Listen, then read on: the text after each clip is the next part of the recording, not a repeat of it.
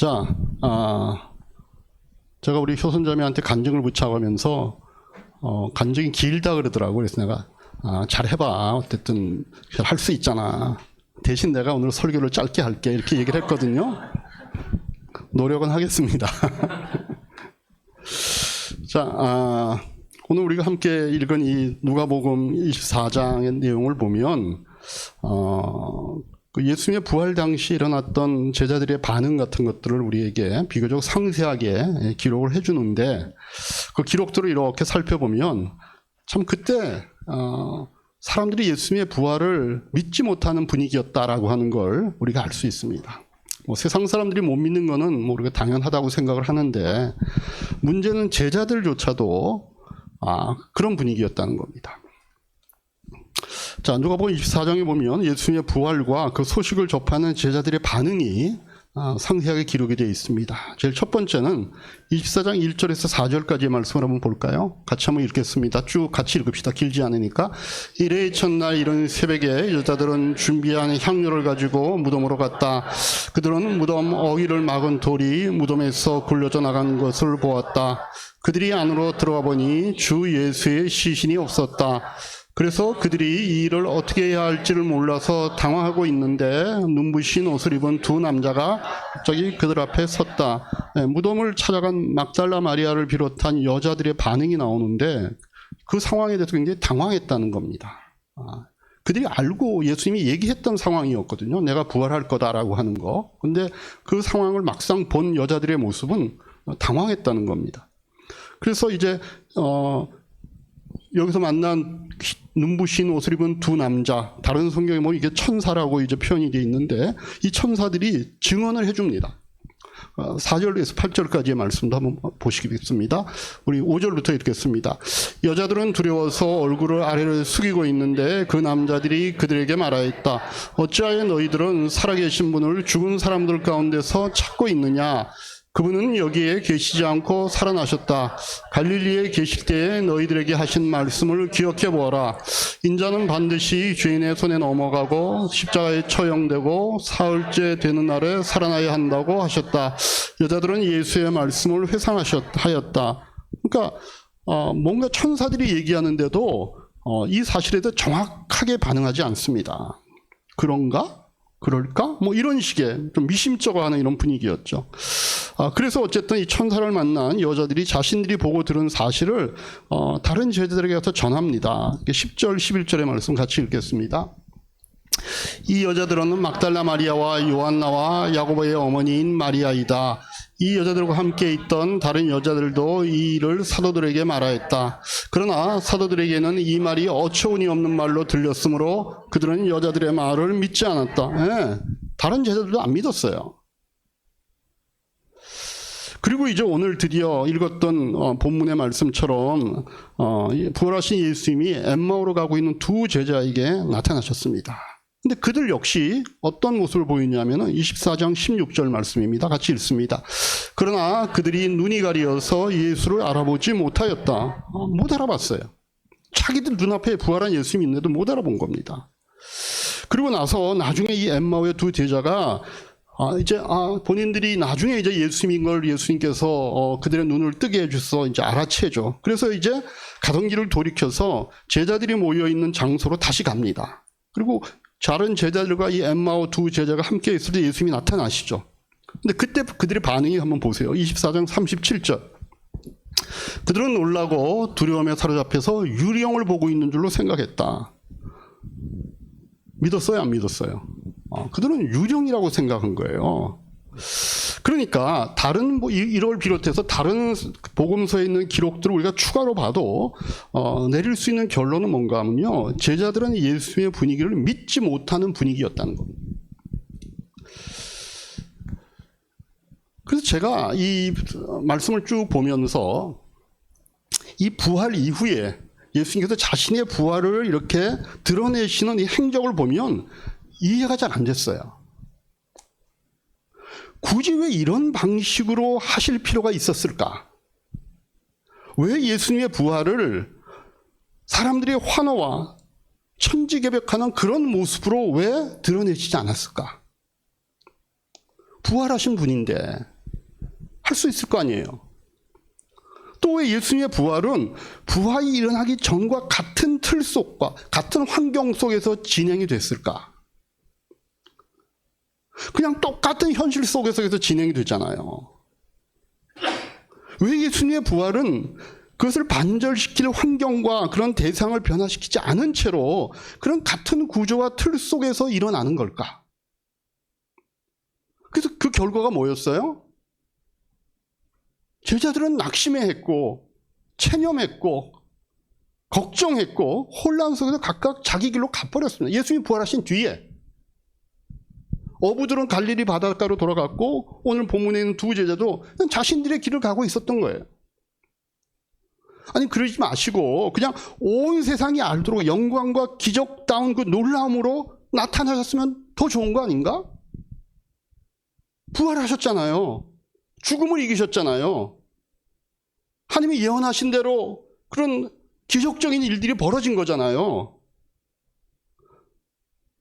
세상 앞에 그러시기가 조금 그러시면 그냥 제자들에게만이라도 제자들이 더 이상 의심하거나 혼란됨이 없도록 확실하고 분명하고 모두에게 확실하게 나타나시면 안 되었을까? 왜 그렇게 안 하고 증거의 능력도 없는 어떤 인정도 받지 못할 여성들에게 먼저 나타나서 계속되는 의심 속에 여러 번에 걸쳐서 제자들을 찾아왔을까? 제가 이런 질문을 하면서 말씀을 쭉 보다가 제가 답을 찾았습니다. 예수님이 그렇게 하신 이유는 그것이 하나님이 일하시는 원래의 방법이었기 때문입니다. 하나님께서는요, 인간이 어떤 존재라는 것을 아시는 겁니다. 우리 사람은요, 한 번의 경험만으로 항복하고 변하고 순종하는 존재가 아니라는 것을 아시는 겁니다. 아무리 그것이 대단한 사건이고 대단한 경험이고 놀라운 일이라 할지라도 그 팩트 한 번의 경험으로 우리는 변하지 않습니다. 여기서도 부활이란 팩트 하나로 하나님이 우리를 밀어붙이지 않으십니다. 여러분, 제자들이 부활을 믿지 않는다고 해서 부활이 팩트가 아닌 게 아니잖아요. 그건 사실입니다. 근데 하나님께서는 그 부활이 팩트라는 것으로 사람을 밀어붙이지 않으십니다. 예를 들어서 부활하신 예수님이 아무데나 그 다음에 불쑥불쑥 나타나 가셔가지고 야, 너 그때 나 십자가에 달렸을 때 나 욕했지? 나 찔렀지? 이렇게 하지 않으시잖아요. 또 제자들에게 자 이제 봐, 나 이제 살아났잖아. 이제 너 걱정 끝이야. 자 이제 우리 복음을 위해서 땅끝까지 가자 이렇게 하고 안 하셨잖아요. 그 대신에 어떻게 했죠?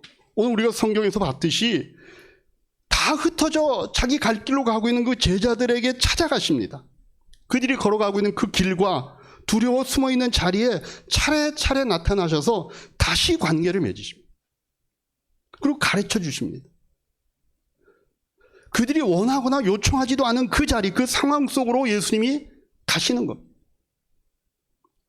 이 방법이 바로 하나님의 일하심의 방법인 겁니다. 하나님은요, 처음부터 우리를 그렇게 대해 오신 겁니다. 예수님의 탄생이 그런 거 아닙니까? 우리가 예수님을 기다리고 구하지도 않았는데 말 구유에 탄생하셔도 우리 곁으로 오시는 겁니다. 왕궁이나 놀라운 귀인들이 살고 있는 그런 동네에 가서 사람들이 감히 접근하지도 좋지 못하는 그런 모습으로 오는 게 아니라 말 구유에, 그래서 목자들도 찾아가고 주변에 동네 사람도 찾아오게 만드는 그 모습으로 예수님은 우리에게 오시는 겁니다. 창조도 마찬가지 아닙니까? 아무도 기대한 바가 없었는데 하나님께서 어두운 데서 빛이 비추라라고 하시는 겁니다. 그래서 세상을 창조하셨고 인간을 창조해서 하나님과 함께하는 삶을 시작하도록 하시는 겁니다.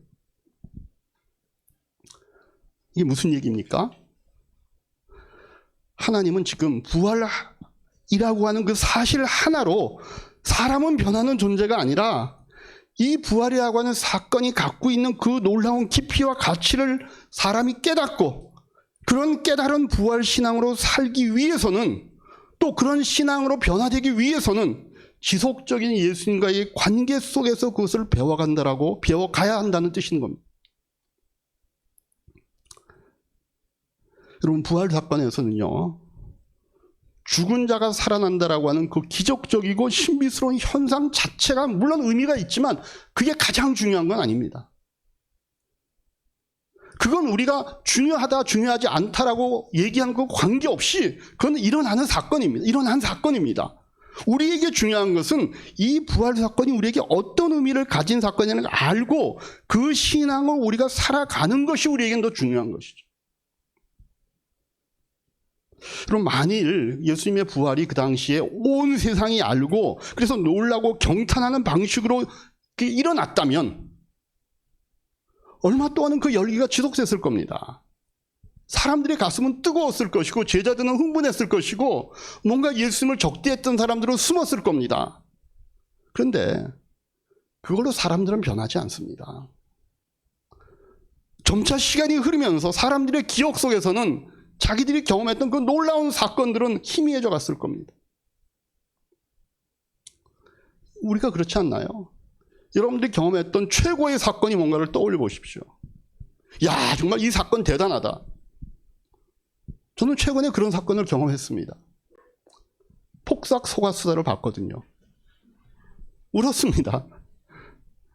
집사람하고 같이 이렇게 보는데 소파가 이제 3인용이니까 집사람은 저쪽 끝에 앉고 난 이쪽 끝에 앉아서 오늘 평소에 이제 그렇게 앉아서 보는데 가운데는 이제 강아지가 앉아야 되니까 양보하고 같이 붙어 앉아봤더라면 좀 큰일 날 뻔했습니다. 저는 저대로 여기서 화면을 정면으로 응시하고 눈물도 이렇게 흘리고 그러니까 서로가 뭐 그러려니 생각했지만 뭐 노출되지 않은 채 그래서 막 뜨거움이 있었어요. 아, 사람의 인생이 저런 거구나.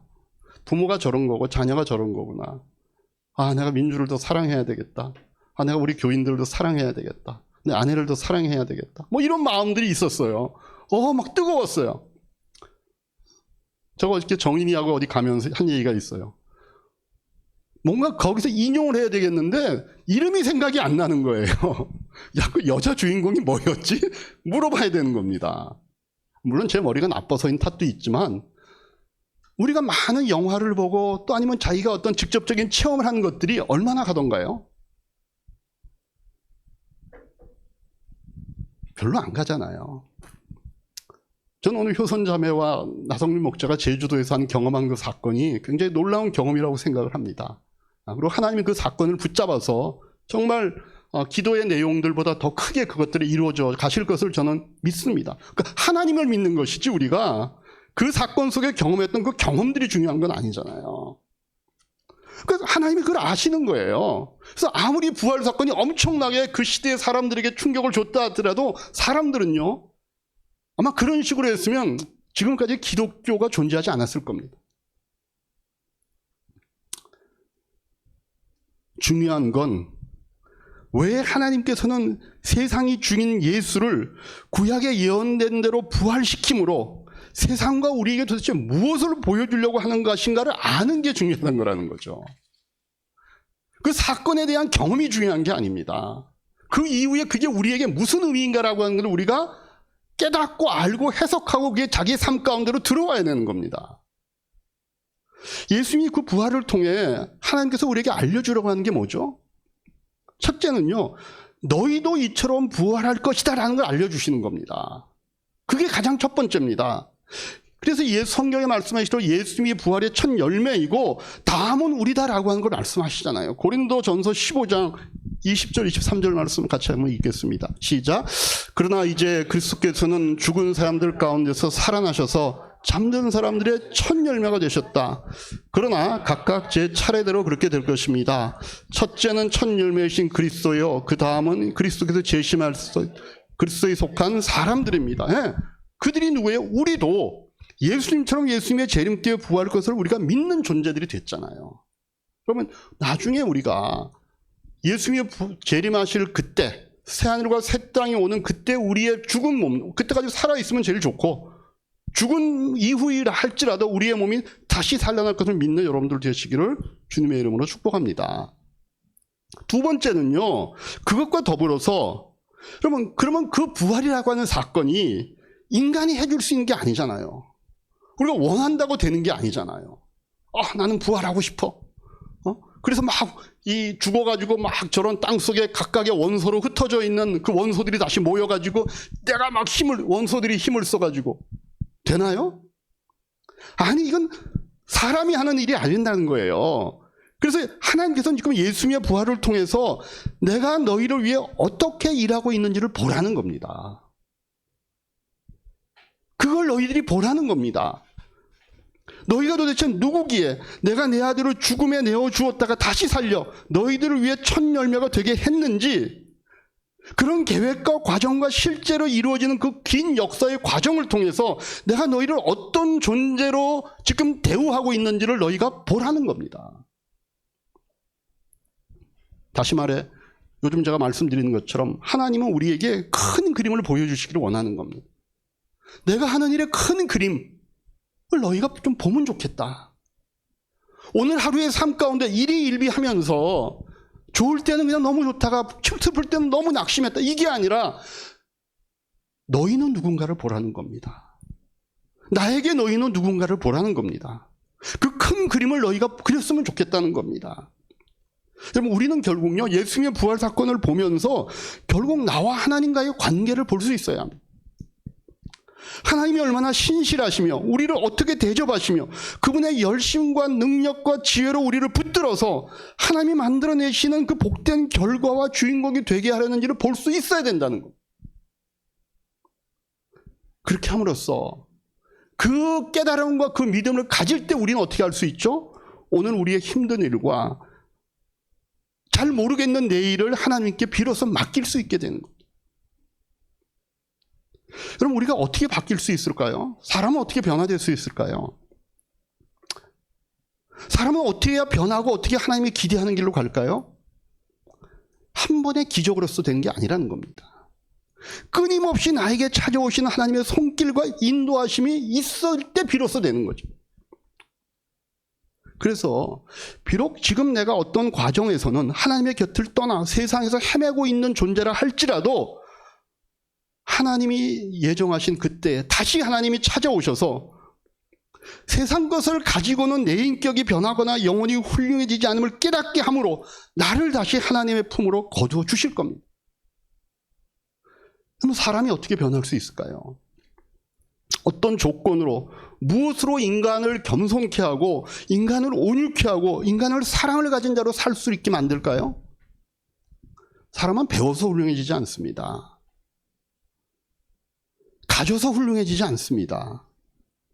힘이 있다고 사람은 훌륭해지는 존재가 아닙니다. 오직 부활의 능력을 가지신 하나님께서 나에게 그런 일을 베풀어 주실 만큼 나를 사랑하고 설득하고 인도해 주실 것을 확신하는 가운데 우리는 비로소 변하게 됩니다.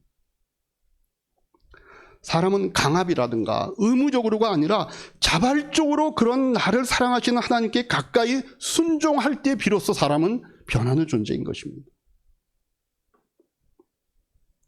이런 우리의 부활신앙을 만들어내기 위해서 예수님께서는 부활하신 후에 나 살았다라고 하면서 빌라도에게 나타나지 않았습니다. 저는 그랬으면 너무 좋았을 것 같아요. 나 살았잖아. 너에게 책임이 없다고 너 손 씻었지? 아니야. 내가 여기 살았어. 라고 저는 했으면 좋겠어요. 로마 황제에게 나타나면 최고였죠. 근데 그러지 않으셨습니다. 연약한 믿음과 혼란 속에 있는 제자들에게 차례차례 찾아가셨습니다. 살아계실 때 예수님은 그들을 자기 곁으로 불러서 동행하셨죠. 부활하신 이후에 예수님은 다시 그들의 곁으로 다가가시는 겁니다. 뭘 위해서? 그들이 하나님의 구원사역의 대상이요 장차올 부활의 주인공임을 주님께서 아셨기 때문입니다. 너희들이 변해야 된다는 겁니다. 주님이 찾아가셨던 그 제자들이 오늘날 우리들 아닙니까?